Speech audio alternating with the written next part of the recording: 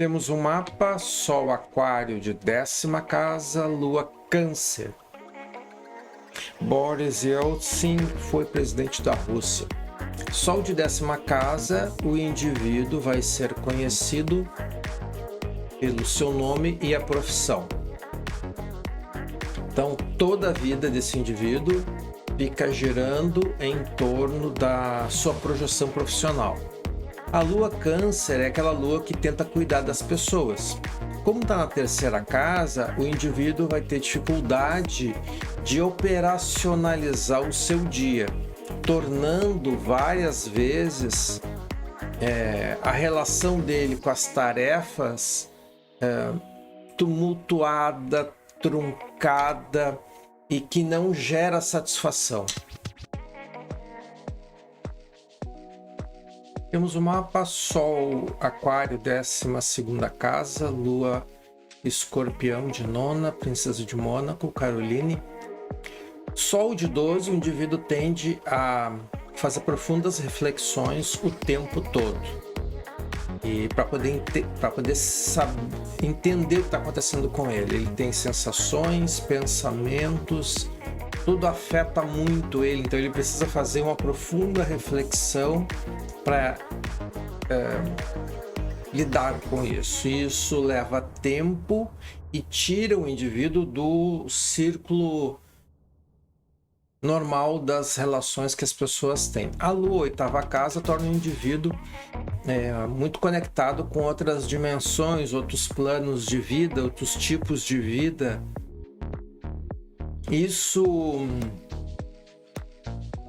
aumenta ainda mais a sensação do indivíduo de desconforto, e então ele vai mergulhar mais intensamente para tentar identificar o que acontece com ele.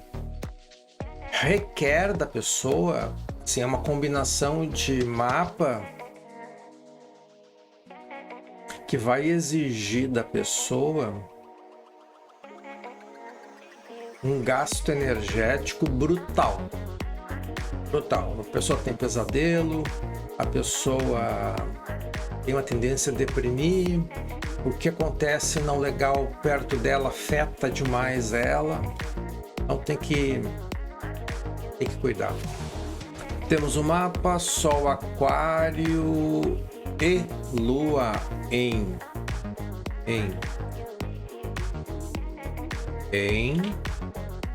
Capricórnio,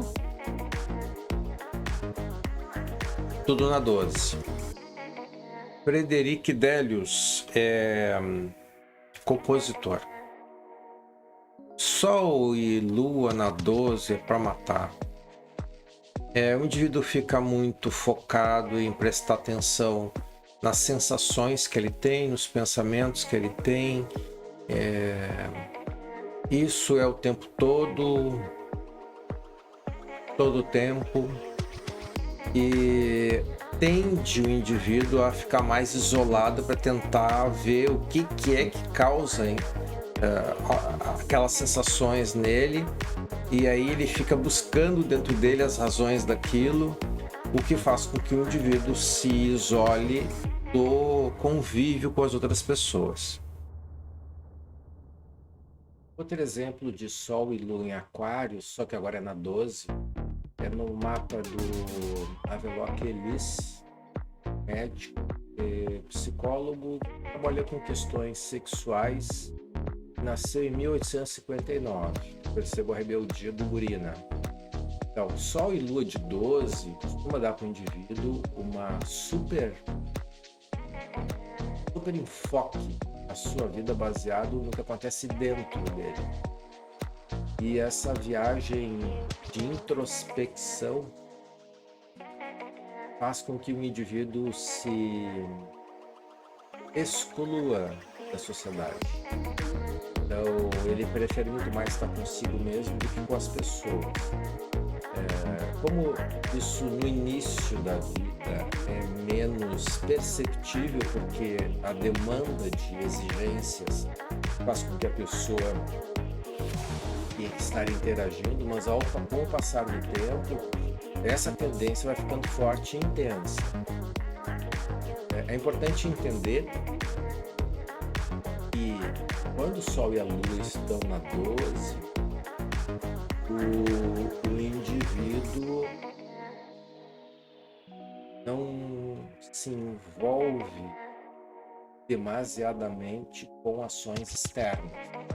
E quando ele vai ser médico e psicólogo, ele vai tentar, através da técnica dele, ajudar aquele paciente que está passando por algo que ele não consegue lidar, não consegue administrar bem.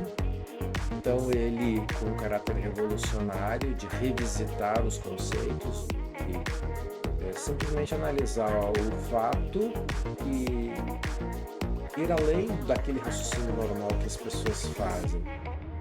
Isso torna a pessoa bastante inteligente, né?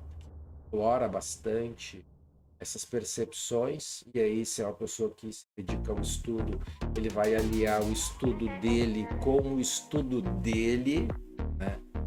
Então, compreender que ele ainda tinha o ascendente aquário, uma pessoa reclusa. Então, quem nasce com Sol e Lua na 12, seja em qualquer signo, tem a tendência de ser bastante introspectivo. No caso do Aquário, ele vai continuar com aquela preocupação dos grupos, em ajudar os grupos, em revolucionar o raciocínio, o pensamento, trazendo uma nova perspectiva sobre aqueles assuntos. Então, Sol e Lua na 12 é uma característica da pessoa bem introspectiva. Quando a gente é assim, Sol e Lua de 12, os acontecimentos na vida da gente têm o caráter de marcar mais a pessoa. Mas nem sempre ela tem consciência do que marcou. Ela só sente aquela marca, aquilo interfere na vida dela, no funcionamento dela, mas ela não é claro, ela não consegue lançar luz sobre aquele aspecto da vida dela que marcou e que ela não consegue identificar. Já em outras posições do Sol e da Lua, quando acontece isso, você tem uma pista que mostra por qual outro caminho ela pode seguir, que seria a posição do Sol e da Lua. Quando é na 12, esse caminho ele tem que ser criado ou ser melhor elaborado, mas a pessoa sozinha não consegue fazer um movimento. Temos o mapa Sol Aquário, Lua Escorpião. Robert é estudioso, Sol Aquário na 12, né? Na 12. O Sol na 12 é o indivíduo que vai investigar a origem do pensamento, emoção e sensação que ele tem e não consegue identificar a origem. A Lua Escorpião, sétima casa, é a tentativa de troca de conteúdo emocional a partir de um relacionamento estável, sabendo que uma Lua em Escorpião é uma Lua seletiva.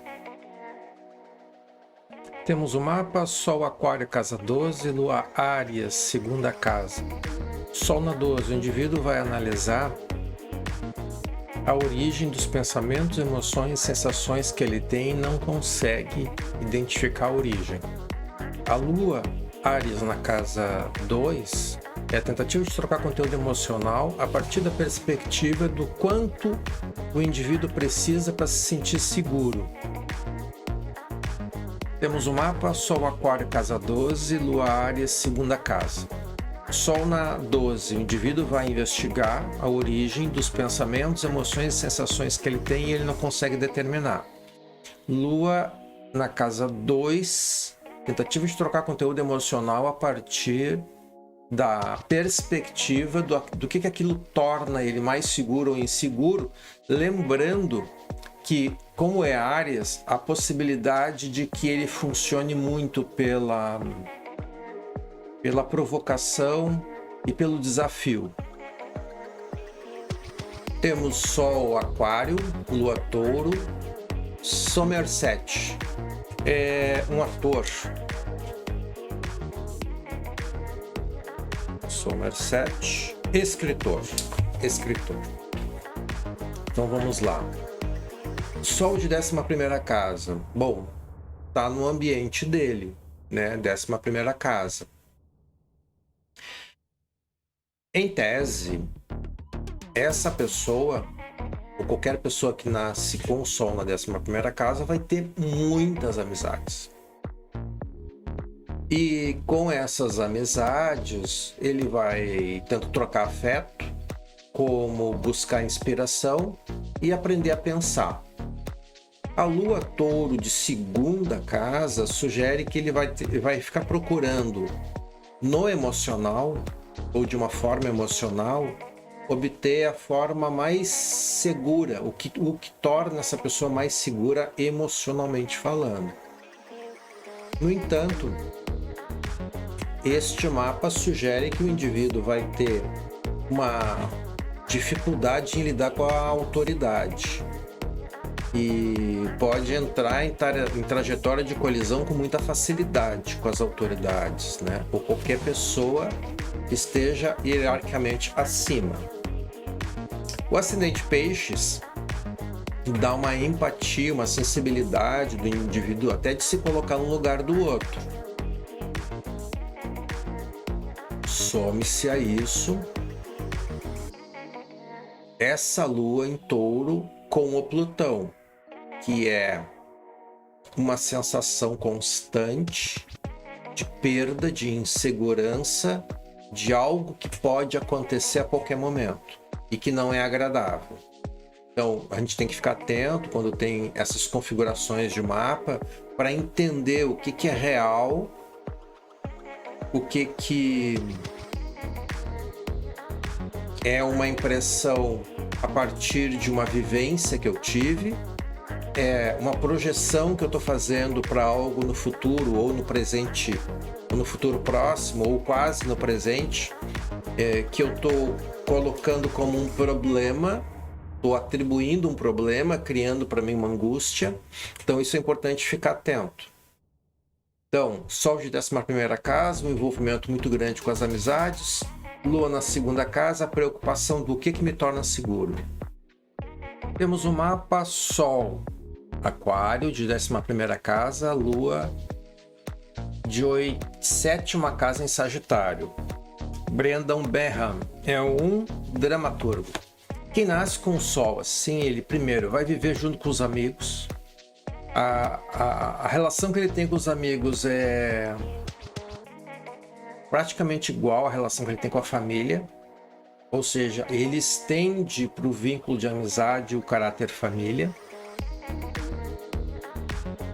A Lua de 7ª casa sugere que ele, para estar num relacionamento, ele precisa estar se sentindo provocado, estimulado, empolgado, mesmo sabendo que a 7ª casa dele é em Escorpião e a Lua está lá no finalzinho da 7ª casa em Sagitário, porque ele divide a casa com 2 signos. O aspecto emocional da relação dele com alguém vai ter a característica do Sagitário. Vai ter a característica do Escorpião? Sim, vai ter. Mas aí são paralelos, ok?